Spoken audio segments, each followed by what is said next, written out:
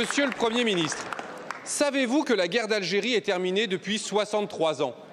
Que la France coloniale l'a perdue car c'était une guerre criminelle et injuste. Pourquoi cherchez-vous à la raviver? Bien sûr, quand des influenceurs font des appels au meurtre contre des opposants politiques au gouvernement d'Alger, il faut engager les poursuites judiciaires adéquates en France. Mais vous en faites le prétexte à une surenchère insupportable et irresponsable. Vous multipliez les menaces et les provocations contre Alger, comme sur le Sahara occidental, en contradiction avec le droit international. Vous stigmatisez des millions d'Algériens, de binationaux, de Français d'origine algérienne. Le vocabulaire arrogant et guerrier que vous employez n'a rien à faire dans les relations internationales. Les pires fantasmes de l'extrême droite que vous alimentez n'ont rien à faire dans le débat public. Vous osez affirmer que l'accord franco-algérien de 68 accorderait un privilège à l'immigration algérienne, c'est un pur mensonge.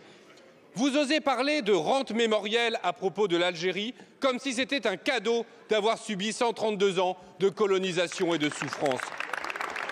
Les belles heures de la colonisation, comme ose le dire votre ministre de l'Intérieur, c'est révoltant.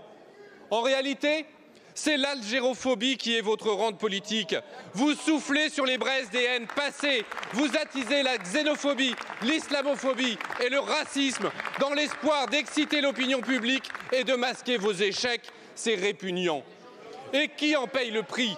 La France, que vous discréditez, isolez et abaissez. Les peuples français et algériens que vous fracturez et opposez. La paix civile que vous menacez. Alors quand allez-vous cesser cette folle escalade? Quand allez-vous en finir avec les postures néocoloniales? Quand allez-vous construire enfin avec l'Algérie une relation diplomatique apaisée, fondée sur le respect mutuel et l'amitié entre les peuples frères? Merci, monsieur le député.